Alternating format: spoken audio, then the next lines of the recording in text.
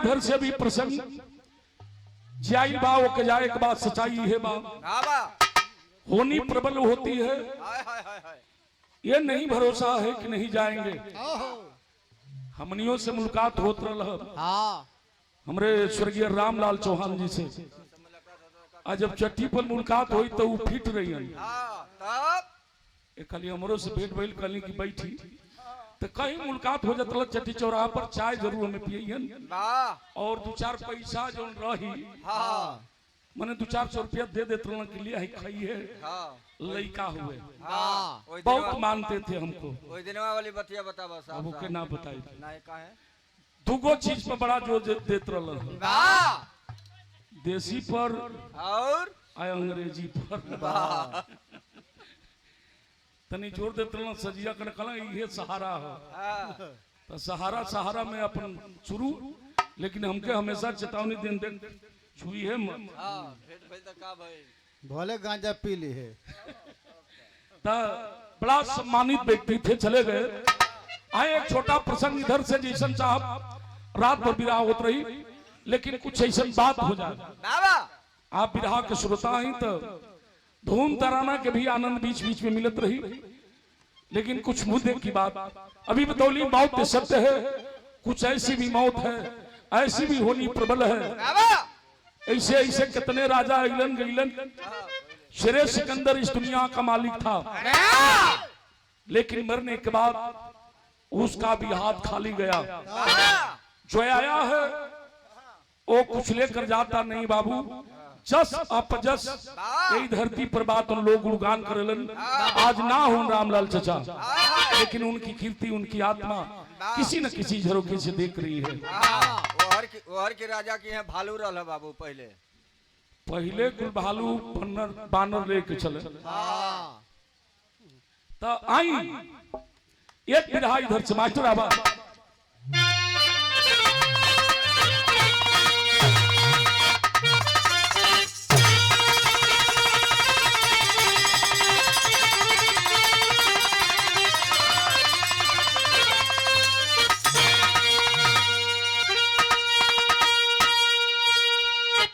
तनी मूड मिजाज बना के तब का वाह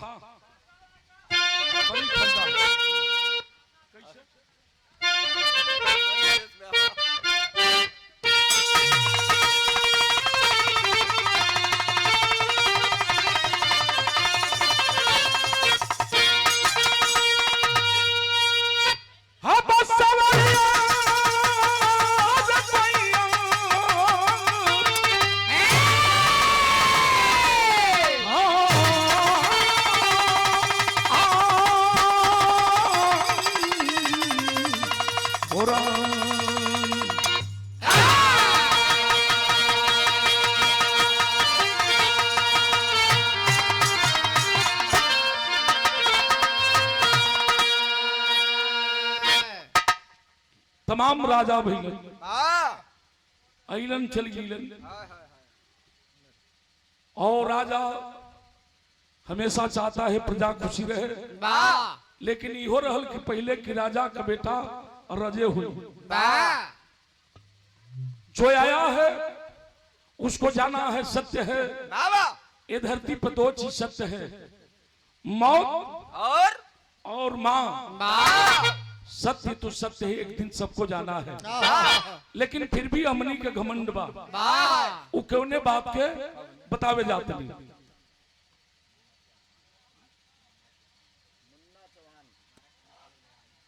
ना तो के ना बोलो हमारे सम्मानित छोटे भाई आदरणीय श्री मुन्ना चौहान जी आप महोदय की तरफ से 100 रुपये का सम्मान बहुत बहुत स्वागत सब भाई लोग प्रणाम पर लगी है। कैसे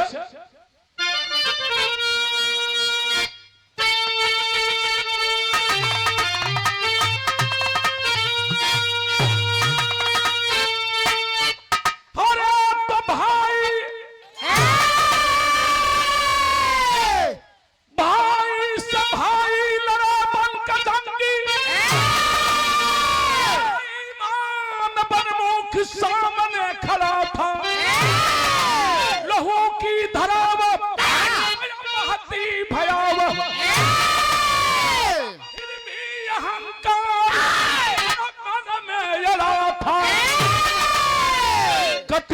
के मस्तक पतंगों सा गिरता और वीरों का सामन तम चढ़ा था करण वीर बीच में धनंजय लगता नहीं कौन किससे बड़ा था।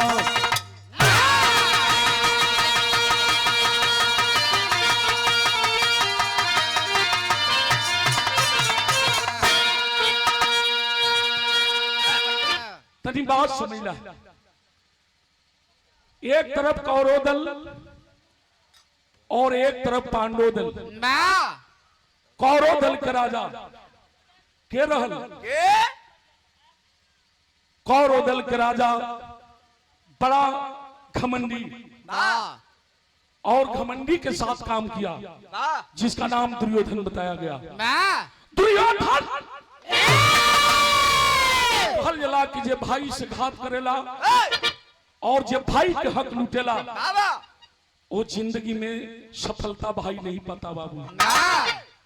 पांडवों ने कहा कि मात्र हमें 5 गांव दे दो और सब कुछ लेकर राज करो, लेकिन 12 राजा दुर्योधन ने कहा कि 5 गांव की बात करते हो, हम सुई के नोक भर भी नहीं देंगे।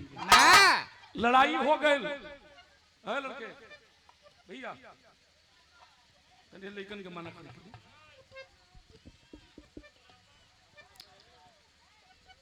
लड़ाई हो गई। आज जब लड़ाई भर तो 18 हाथ खून की दरिया बही।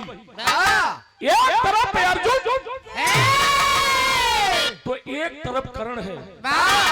अर्जुन के रथ पर भगवान कन्हैया कृष्ण मुरली मुकुंद जदवंश हंस नायक सारथी बनकर रथा कथुवन और कर्ण और अर्जुन के बीच में जब लड़ाई छिड़ल बाबू तो फिर हम बतावे के पड़ल कैसे भाव लगल कैसे।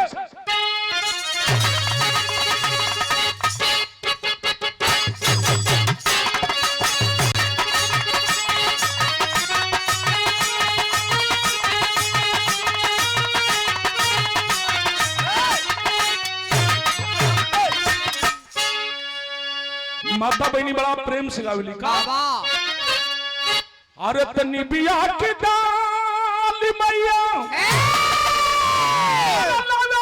झूला नवई होती धूल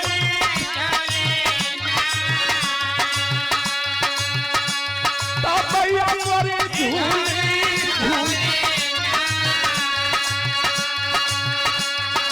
मैया मोरी गाँव लिखतिया होती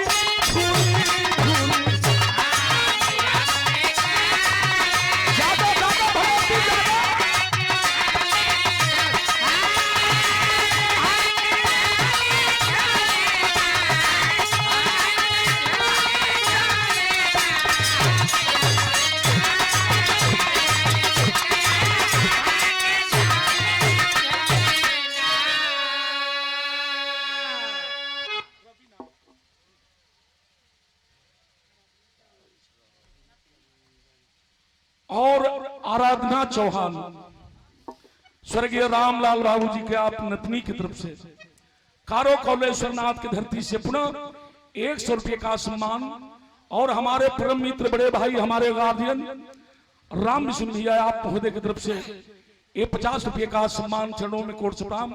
सब भाई लोग प्रणाम पर लगी बा, साथ साथ पिंटू बाबू के हमारे तरफ से बहुत बहुत शुभकामना बा, बधाई बा। पिंटू तू चली ततने कैमरा को लगल है तो बड़ा प्यार है। और हमारे गार्जियन आदरणीय श्री छोटे लाल चौहान जी आप महोदय की तरफ से 100 रुपये का सम्मान चरणों में कोट प्रणाम। और श्रीमती संगीता न कारो कौलेश्वर नाथ बाबा भोलेनाथ के नगरी 100 रुपये का सम्मान अच्छे कारो से ढेरी न मोया कारो तो हमरे और है घरवा को लोग कहाँ मान लो कि बेटा बेटी नाती नतकुर सब भरल है। हाँ घरवा के लोग चूल्हा फेंकत लोग। बात तो हो जाए। बहुत बहुत स्वागत है पुनः 100 रुपये का सम्मान सब भाई लोग के प्रणाम पर लगी तन फिर हाथ से दिमाग ना टाइप कैसा अरे तगरदा से पाट गईला धरतिया से बनवा सन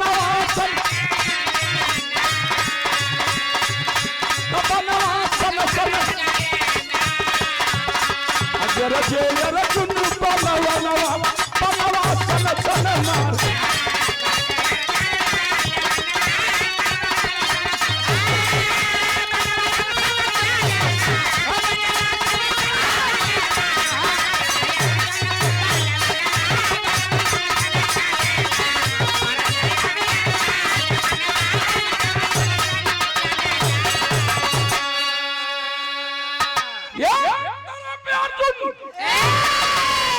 और एक तरफ कर्ण बाण पे बाण चलत बा।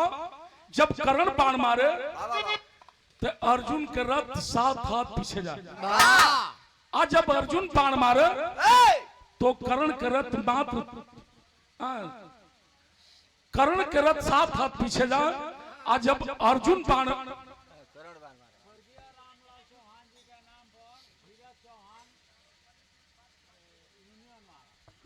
और स्वर्गीय रामलाल चौहान जी के नाम पर हीरा चौहान यूनियन वाले आप महोदय की तरफ से 100 रुपये का सम्मान चढ़ों में कोर्ट प्रणाम।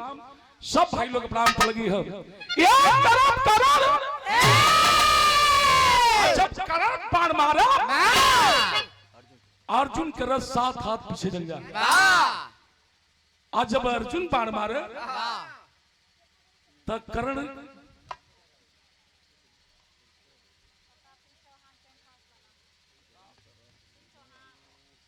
टेंट हाउस देखा अगर सबसे बड़ी उपलब्धि है टेंट हाउस। हाँ पेंट हाउस लाइट वगैरह में बा प्रताप सिंह चौहान टेंट हाउस आप महोदय की तरफ से 100 रुपये का सम्मान सब भाई लोग के प्रणाम को लगी है।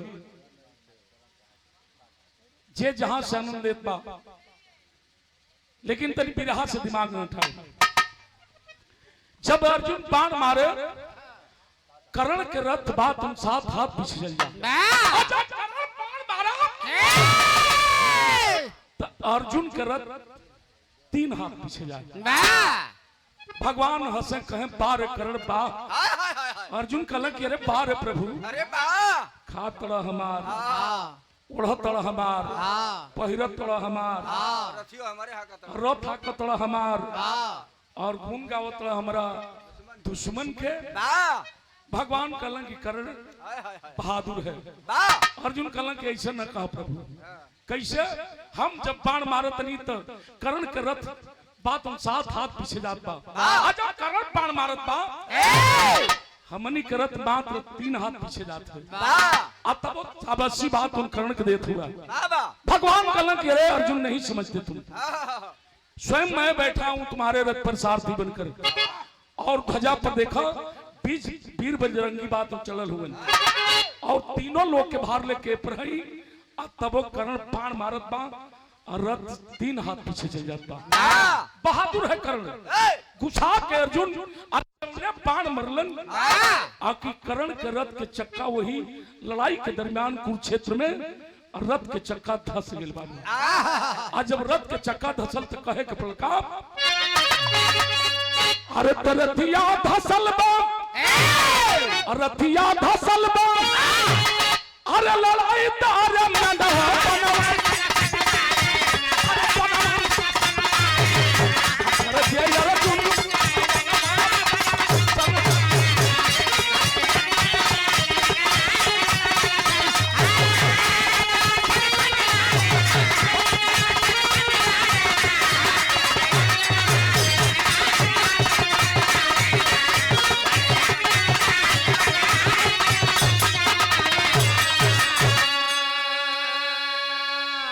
कर्ण के रथ के चक्का धस गेल हो बाबू।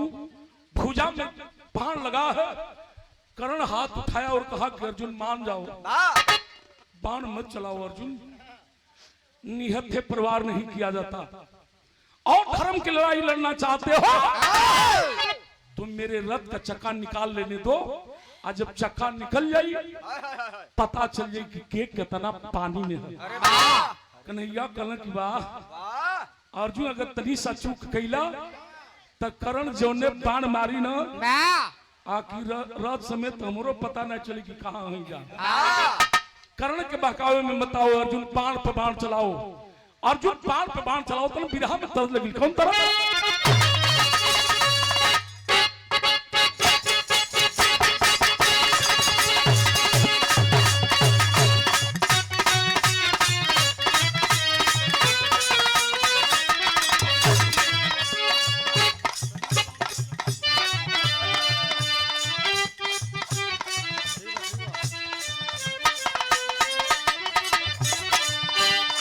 सुंदर गीत हमरे मास्टर संकेत के लड़का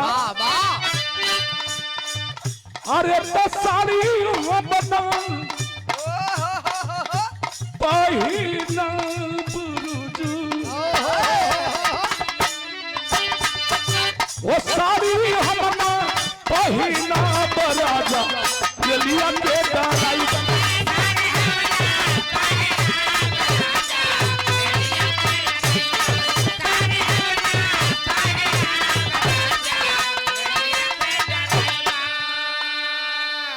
और देखें कल की बात की हो नहार बिरवान के हो जीतने पात अपने पिता का नाम रोशन करें। परम सम्मानित आदरणीय श्री पिंटू यादव सेवा में हमेशा उजागर रहते हैं। गाड़ी घोड़ा बाग केहू बीमार उमार पड़ जाला या वैसे बात हो जाले पिंटू कहले चचा हम एको पैसा ना लीला आपन तेल भरा के चल जाई और कार का काम करते हैं और चाहिए लेकिन कहला कि जब लगन आवेला तो तनी चाड़ देला चाहबो करी। अच्छा इहो तो वही में नबा ये हमरा पिंटू बाबू की तरफ से ये पुनः 100 रुपये का सम्मान और पुष्प के पंखुड़ियों में गुता हुआ सुंदर हार बहुत बहुत स्वागत। सब भाई लोग के प्राण पर लगी है। बसंत का आवन हो मालिक सुखी रखे आ जाइए।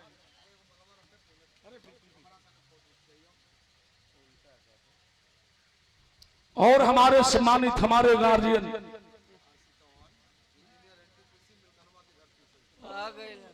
इंजीनियर एनटीपीसी मिलकनवा के पावन माटी से मिलकनवा तमर घरे बड़ा सम्मान बड़ा दुलार मिलेला आप होदे की तरफ से ये पुष्प के पंखुड़ियों में गुता हुआ सुंदर हार और 100 रुपये का सम्मान बहुत बहुत स्वागत करते हैं। मालिक सुखी रखे आपको।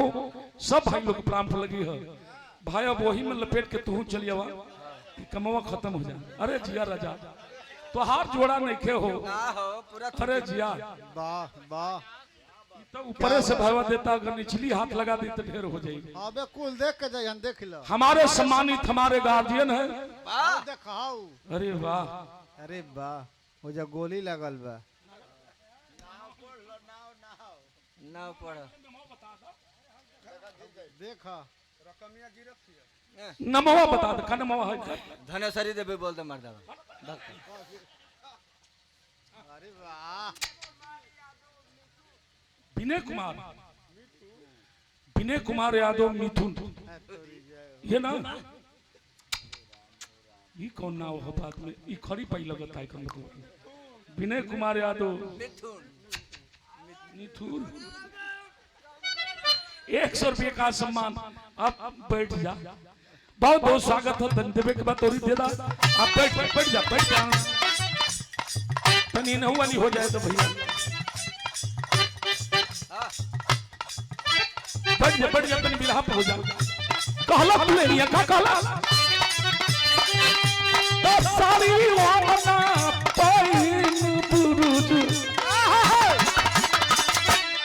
खाली पॉइंट पहिरे जब हो के तब साला सड़क जा पूरी से नीचे चल जाओ चैनो खुल जाओ कबो कबो तो के उठावे के पड़े उठावत परेशान हो गए तो गलत किया आवा फुलेश्वरी देवी अरे सारी हमना पहिना बराजा लिया के दाई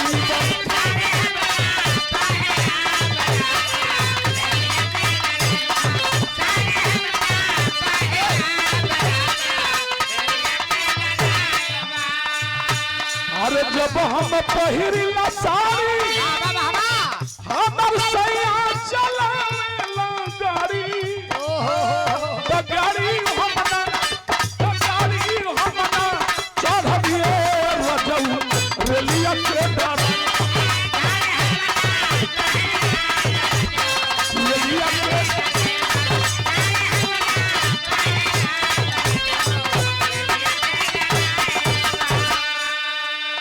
भैया तनी बैठ जा तनी भैया लोग बिरहा सुन ले तनी बिरहा प्राणी बतावे के भाव लगल कैसा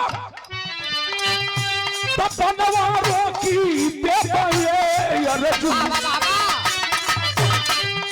वो बनवारो की देबे अर्जुन धर्म के कारणवा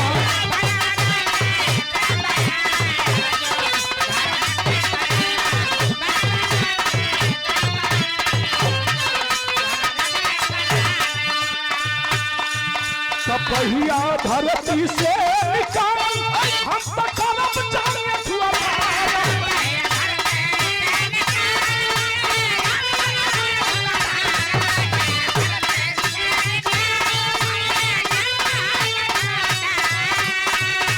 पतिया ले ले वो पतिया ले ले हर के करनवा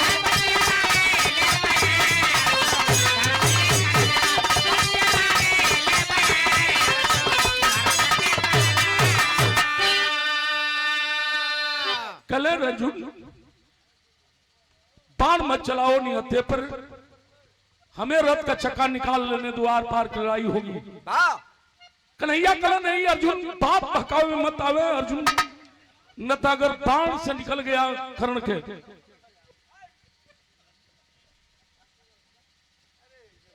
अच्छा ये हमारे सम्मानित पूजनीय बड़का भैया की तरफ से 100 रुपये का सम्मान बहुत बहुत स्वागत सब भाई लोग प्रणाम को लगी हम मालिक सुखी रखे आखिर बाण पे बाण अर्जुन मारत हुए कर्ण अपने रथ के चक्का निकालत है अर्जुन के समझावत हो कन्हैया जरा सी भूल जरा सी चूक हुई तो कर्ण हमनी के बस में नहीं है बात लगी वो समय को बात करण बार करण आप तो धर्म की बात करता है धर्म हिंसा की बात करता है या करण मेरा बेटा अभिमन्यु लड़ाई के दरमियान था कहे लगलन का कलम विराह में तरज है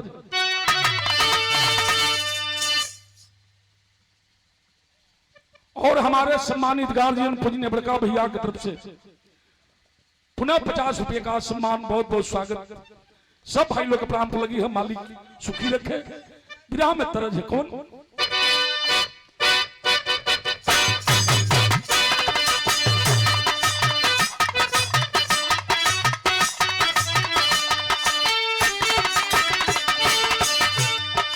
बड़ा रच के माता बनी गावली अरे नरिया रवा के पारी अरे तारे नरियाला के बारी ऊपर शाम के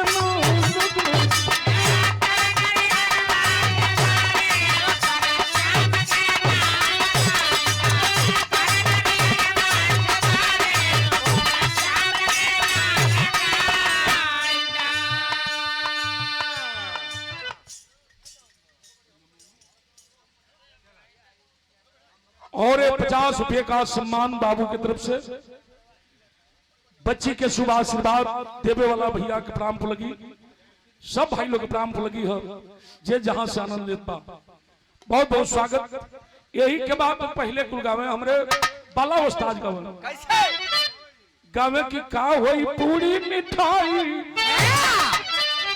का होई पूरी मिठाई बलमा सतुआ की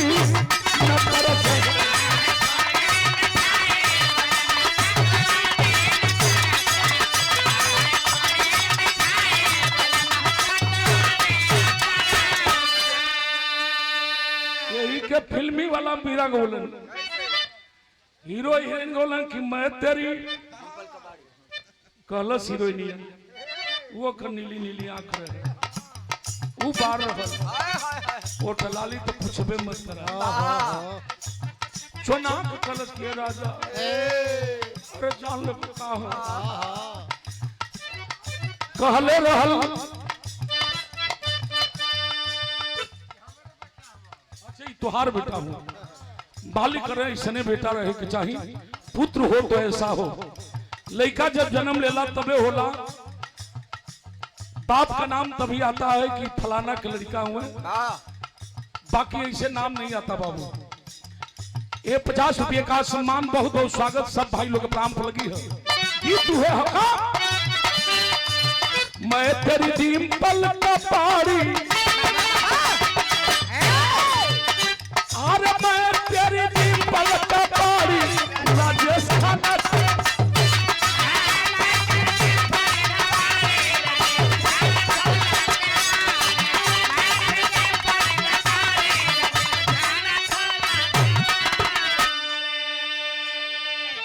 हीरो के नाम आवे के चाहिए लेकिन हीरो ले बड़ खलनायक हीरो होला ई बतौली किन करा कि हम कहिला अनुपम खैर वाह वाह बढ़िया करेलू अनुपम खैर कहेलू तो हाँ ऐसे कि वहू के कपार पर बार नहीं के हमरो कपार पर बार नहीं के वाह टोपी हटावा भैया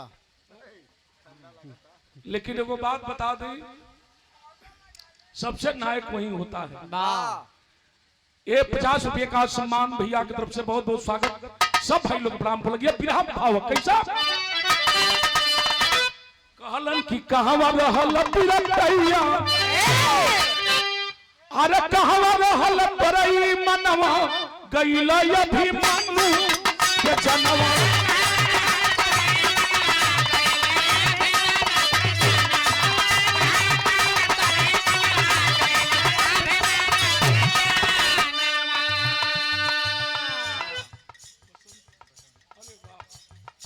अरे बसंत भाई इधर आइए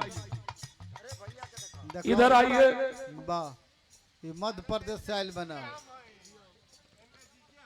अच्छा इनकर तू जीजा हुआ अरे वाह चाहबे करी देखा कितना भाव बसंत भाई और ये हमारे सम्मानित पुनः 100 रुपये का सम्मान अब इनके का कल का नमवा है ये फौज का रिटायर हुआ हाँ दुबई से हम आ गए हैं हाँ, का हुआ? अच्छा मेरे सुधू भैया की तरफ से कहा हो आप पहुंचा मत 100 रुपये का सम्मान हमारे सुधू भैया की तरफ से और 50 रुपये का सम्मान हमारे बसंत भैया के आप जीजा हैं आप महोदय की तरफ से और 500 रुपये का सम्मान ये हमारे बसंत भैया के आप जीजा जी आप महोदय की तरफ से ये 50 रुपये का सम्मान और 500 रुपये का सम्मान हमारे सम्मानित आदरणीय श्री बसंत चौहान जी आप महोदय की तरफ से बड़ा सहयोग इस परिवार का है बहुत बहुत स्वागत बा स्वर्गीय बाबूजी की आत्मा को शांति मिले सब भाई लोग के प्राण को लगी है तनी बतावे के पड़ कैसे कहला कि बचवा हमार रहो अरे बिल्कुल नहीं हथा अरे परिवार कैलस भरुआ सजा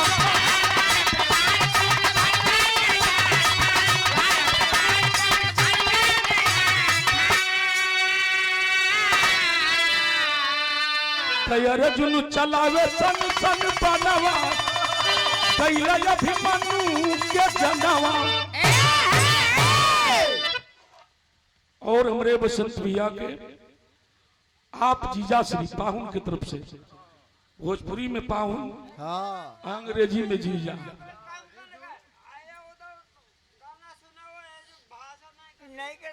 बहुत बहुत स्वागत देखा भैया ठीक है बहुत बहुत स्वागत सब भाई लोग के प्राण पर लगी है कल अर्जुन मान जाओ करण गुहार कर रहा है लेकिन बतावे के विरह की शैली में अब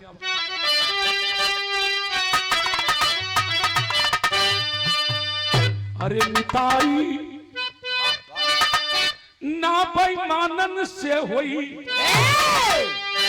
अरे तकांडी कर जुठी अर्जुन चलाए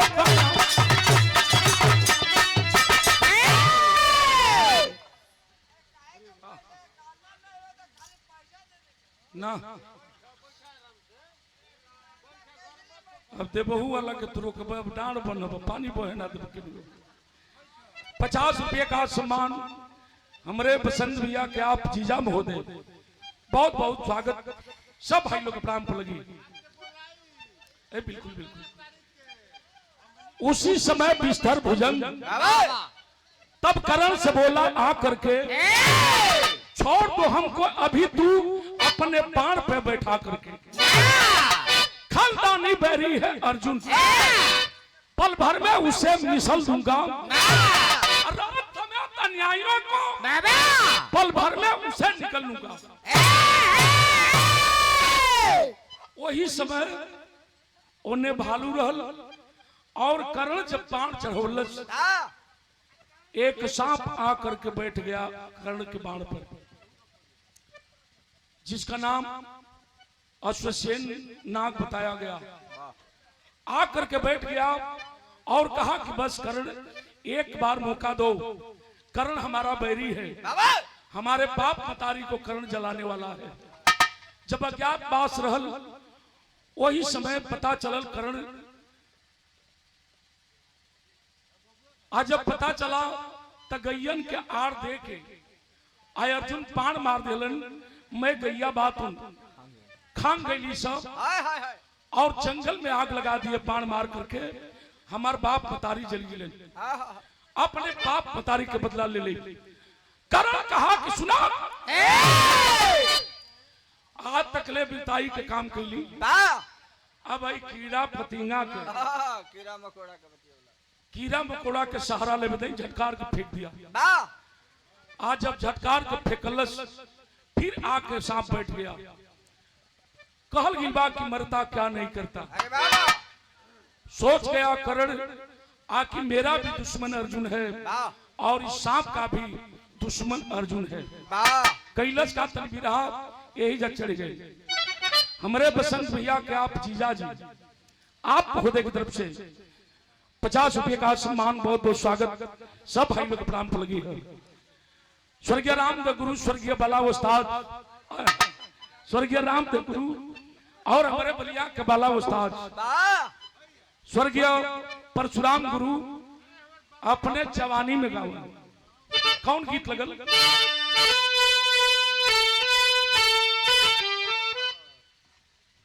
और हमारे बसंत भैया के आप जीजा महोदय देखा करेजा होके की चाहिए। ये 50 रुपये का सम्मान बहुत बहुत स्वागत सब भाई लोग प्रणाम को लगी है। और हमारे सम्मानित गार्जियन छोटे भाई आदरणीय श्री बसंत चौहान जी बाबू की तरफ से 100 रुपये का सम्मान बहुत बहुत स्वागत सब भाई लोग प्रणाम को लगी। यही जतनी भी राह चढ़ गई बाबू। अच्छा और हमारे बसंत भैया के आप भाई हैं श्री जसवंत बाबू ये 50 रुपये का सम्मान बहुत बहुत स्वागत सब भाई लोग प्रणाम पर लगी। घबरा लोग मत ये घर ही न पैसा बाबा बहुत बहुत स्वागत सब। अच्छा ये बसंत और जसवंत दोनों भाई लोग के आप जीजा जी आप महोदय की तरफ से 50 रुपये का सम्मान बहुत बहुत स्वागत सब भाई लोग प्रणाम पर लगी। विराम उहे गीत लगल कैसा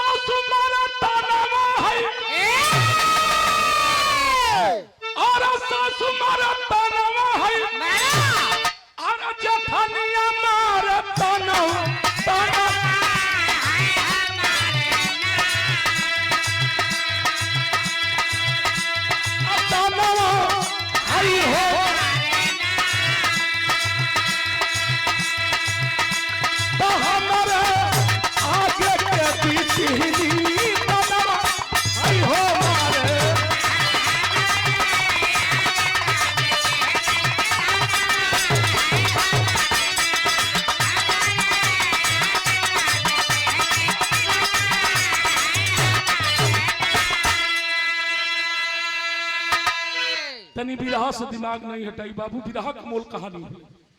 करण जब बाण छोड़लस वही बाण पर अश्वसेन नाग बैठा है, मुंह फाड़ करके जब चला है बाबू, आज जब चलल कन्हैया के नजर पर गिल कल वो हो ये 50 रुपये का सम्मान हमरे जसवंत और बसंत के जीजा जी। अरे वाह, बहुत बहुत स्वागत। भाव लगा बिरहा में कैसा कन्हैया हमारा, कन्हैया हमारा, अरे अखिया क्या समाधवा यही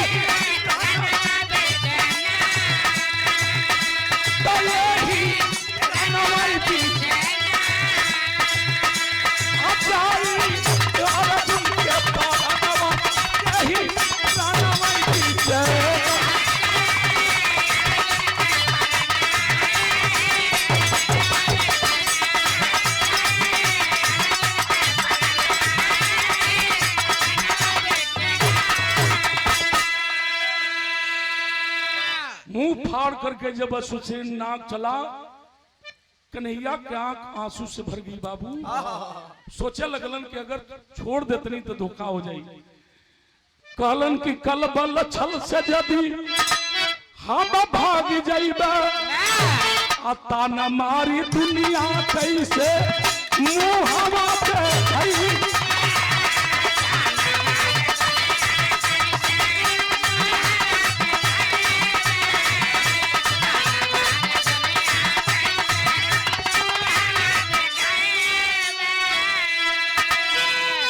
कन्हैया याद किलन के करा के और दयावा बाजा रंग की यही, बाजा रंग की यही किया क्या संभला।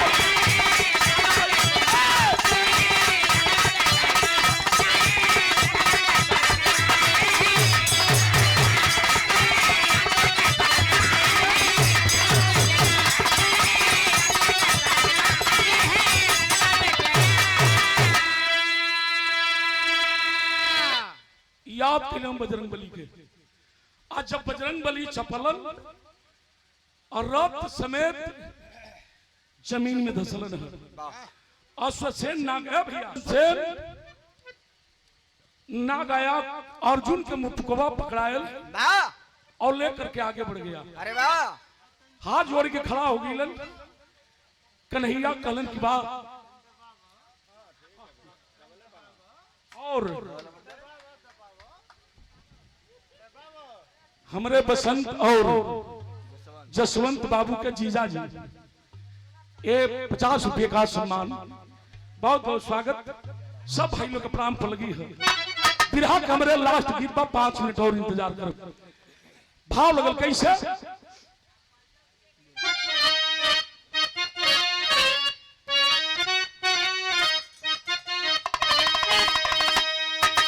गीत वही है कि जब प्यार वो जब प्यार किया तो डरना क्या, जब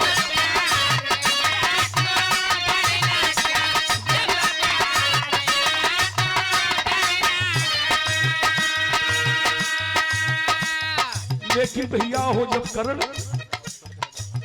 करत के चक्का धसलवा, नतीजा निकल का धरती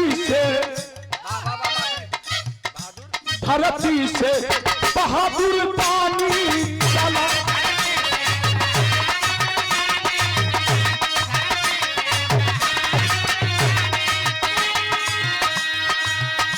मातम मनाओ या रथ को सजाओ, हमारा छोड़ सैलानी चला। धरती से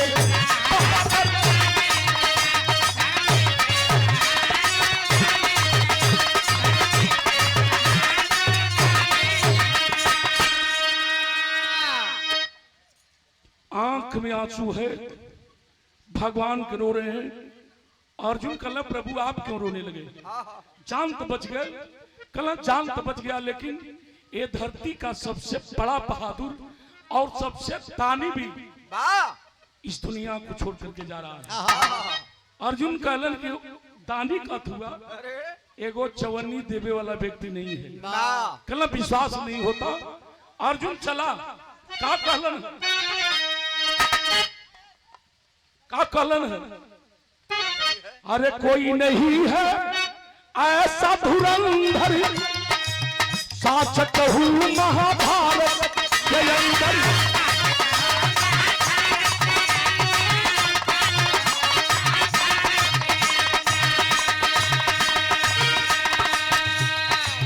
आज करे जब अर्जुन सबको छोड़ सलामी चला रे धरती से।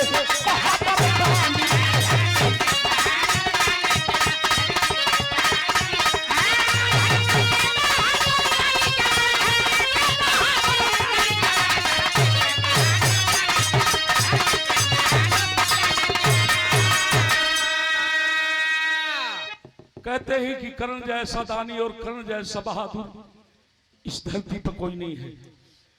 ब्राह्मण के भेष बनौलन है भगवान कन्हैया, और अर्जुन भी ब्राह्मण के भेष में दोनों जना पहुंचलन कहा? कर्ण के पास, जहां रथ के चक्का धसल है। पूरा बिरहा के निचोड़ अल्लाह में देवे के पड़े। ये 50 रुपये का सम्मान हमारे सम्मानित बसंत और जसवंत जी के आप जीजा जी आप महोदय की तरफ से बहुत बहुत स्वागत। सब भाई लोग के प्राण को लगी है। मालिक सुखी रखे। कैसे मार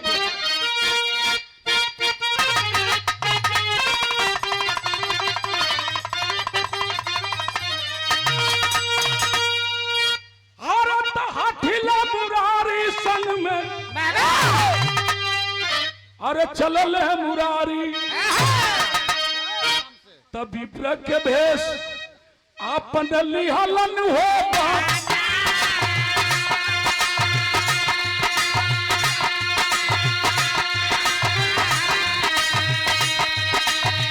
धीरे धीरे पहुंच गई है कलम के समान।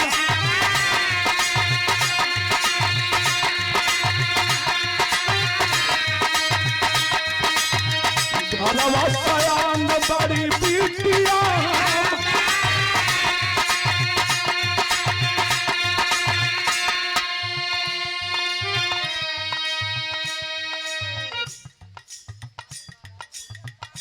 और हमारे गार्जियन सम्मानित आदरणीय श्री बसंत चौहान जी और जसवंत चौहान जी के आप जीजा जी काफी पीते हुए काफी इनाम भी दिलन। ये 50 रुपये का सम्मान बहुत बहुत स्वागत। सब भाई लोग प्रणाम पर लगी का। घरवा सयान बड़ी बिटिया,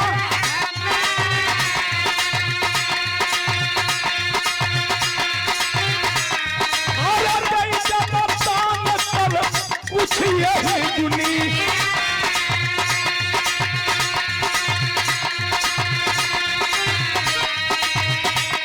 बिटिया तेरा पानी भी।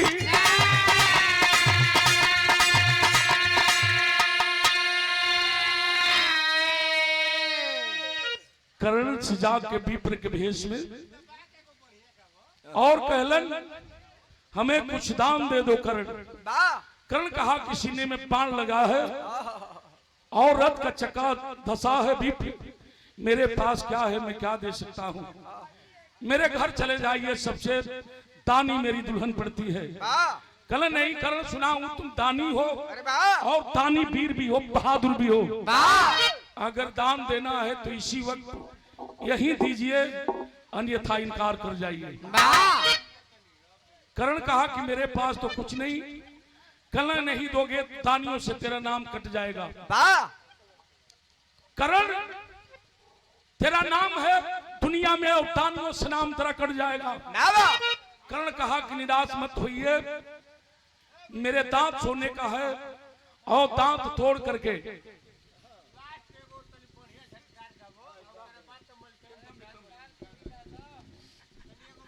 मैं दांत तोड़ करके आपको दान में दे दूंगा।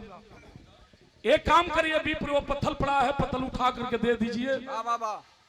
भगवान कहला कि मैं पत्थर उठा करके दूंगा और दांत तोड़ करके दान दोगे, वो तो मेरी मजदूरी हो जाएगी, तो दान क्या दोगे? अगर दान ही देना है तो अपने हाथ से पत्थर उठाओ और तोड़ करके हमें दान दो। करण लोटियात पटियात तो पत्थर के पास गए, जा करके पत्थर उठाया और अपने मुख पर मारा। बाबू 32 दांत टूट के बाद तुम कर्ण के अजूरी में आ गए। और भगवान को जब देने लगा तो भगवान की आंखें बरस पड़ी, कहला 12 करण। हाय हाय हाय मैं ब्राह्मण जरूर हूं लेकिन ऐसा भी ब्राह्मण नहीं आकि तेरा जूठा दान लूं। अरे वाह अगर दान ही देना है तो इसे धो करके और शुद्ध करके दो हमें। वाह कर्ण धनुषा बाण उठाया मुख में दबाकर और कर्ण बाण मारता है, पताल गंगा निकली और धो करके कर्ण जब दान में देने लगा तो भगवान रो रहे हैं और सन्मुख प्रकट हो गए। कर्ण ने कहा कि अरे प्रभु आप कलन की हाँ। भगवान कहते हैं कर्ण कुछ मांग लो, वाह कहो तो मैं तुझे सुवर्ण कर दूं, ठीक कर दूं, जैसा था वैसा कर दूं। कर्ण रोवत बा कल सुनाई प्रभु हमें कुछ नहीं चाहिए, अब बहुत दुनिया देख ली, अब हमें मर ही जाने दीजिए। कल कुछ भी मांग लो, ये 50 रुपये का सम्मान हमारे बसंत बाबू के जीजाजी आप महोदय की तरफ से। विराह सुनने वाले बाबूजी ध्यान देंगे इस लाइन पर।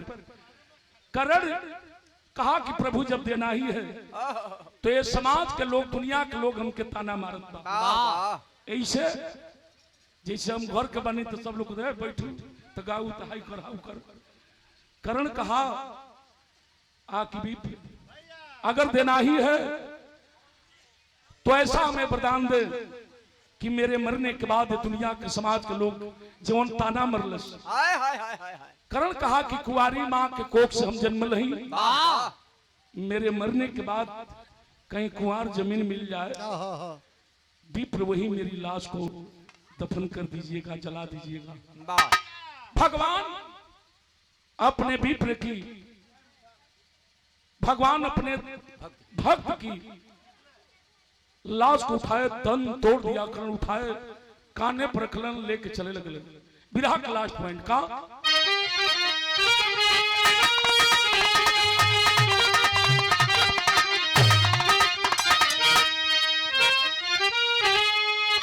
पंधारी चचा अपने जमाने में गावे।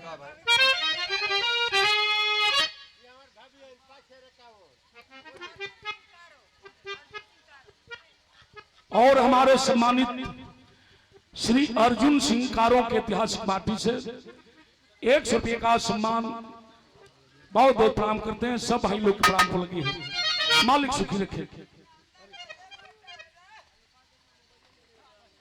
और हमारे सम्मानित हमारे गार्जियन आदरणीय श्री कमलेश यादव, आधुनिक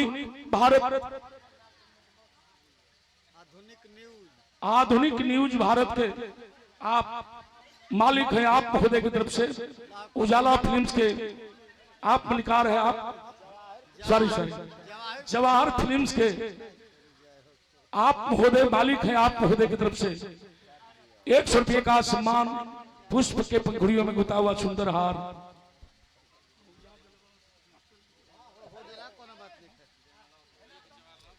और हमारे सम्मानित आदरणीय श्री आनंद कवि जी सखेलीपुर के पावन माटी से पुष्प के पंखुड़ियों में गुथा हुआ सुंदर हार और पुनः 100 रुपये का सम्मान। बहुत बहुत स्वागत, सब भाई लोग प्रणाम को लगी है। कैसे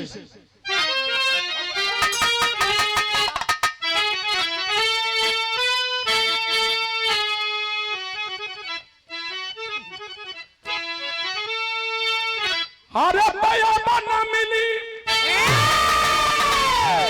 ये भैया ये बना मिली, ये बाबू ये बना मिली, अरे नेनुआ के तरफ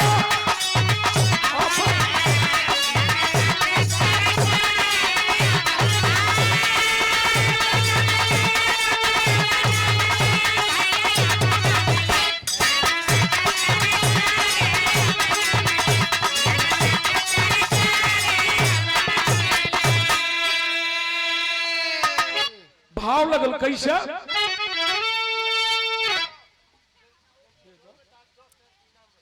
बतावल गए? अरे तब भैया करला दुलार कलसिया, अब करला दुलार कलसिया, आई लेके घूमे माता ना मुरारू।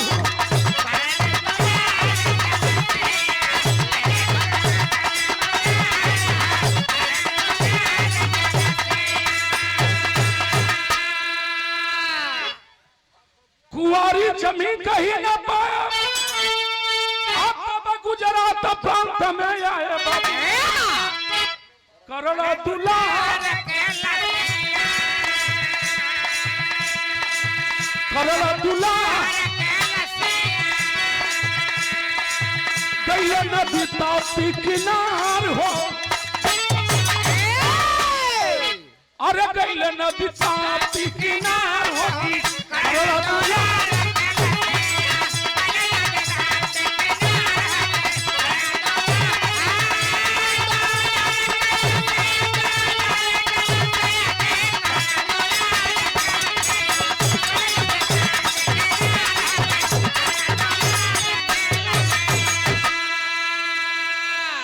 और इस भाव पर हमारे सम्मानित आदरणीय श्री पिंटू चौहान जी स्वर्गीय रामलाल जी के आप नाती हैं बाबू की तरफ से 100 रुपये का सम्मान शुभ आशीर्वाद, मालिक सुखी रखे और बाबूजी को स्वर्ग में स्थान मिले, ये परिवार भरल फुलल रहे। सब भाई लोग के प्रणाम पर लगी। दुनिया का भ्रमण किए, कहीं कुंवार जमीन नहीं मिली बाबू, कहां गईलन है? गुजरात प्रांत में गए और गुजरात प्रांत में ताप्ती नदी के किनारे सुई के नोक पर जमीन पौलन, वही सुई के नोक के जमीन पर सुई गाड़ करके और अपनी हथेली रख करके और भगवान का कीलन, अरे सुई के नोक जमीन तब पाया, हथेली रख अपन भात के जलाए की करला दुलार करला दुलार, अरे सर के जतन दिया जान हो,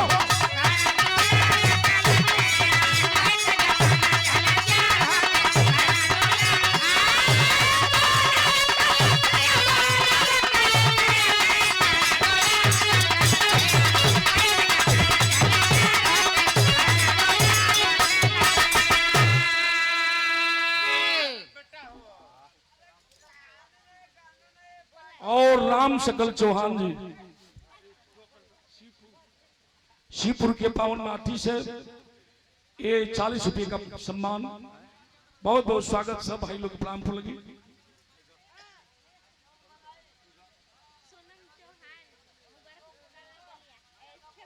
और मुबारकपुर कला फेफना से सोनम चौहान, आपकी तरफ से 50 रुपये का सम्मान, बहुत बहुत स्वागत।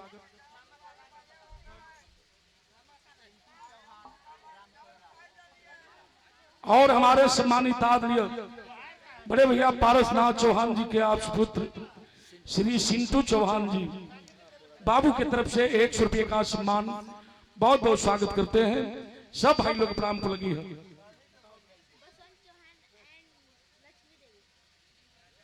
बसंत चौहान एंड लक्ष्मी देवी, ये आपकी तरफ से इसे लक्ष्मी बरसत रह 100 रुपये का सम्मान, बहुत बहुत स्वागत। सब भाई लोग प्रणाम को लगी है। वही ताप्ती नदी के किनारे भगवान अपने भक्त की लाश को सुई के नोक पर हाथ रखकर हथेली रखकर अब वही पर जरौलन। तो देखे ऐसा कर्म करे के पड़ी। आज हम लोगों के बीच रामलाल चौहान जी नहीं रहे, कर्म किए थे और कर्म के अनुसार इस दुनिया को छोड़ करके गए। तो आज पूरा परिवार गांव जवार सब गुण गावत बा। आखिरी लाइन है,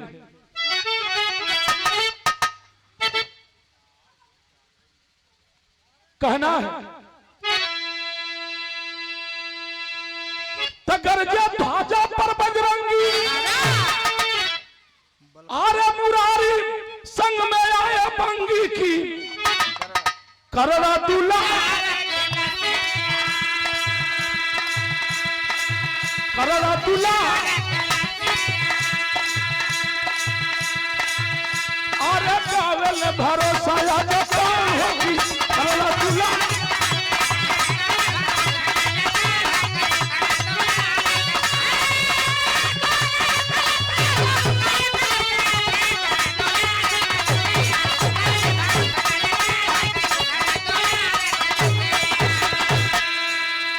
जय हिंद, जय भारत।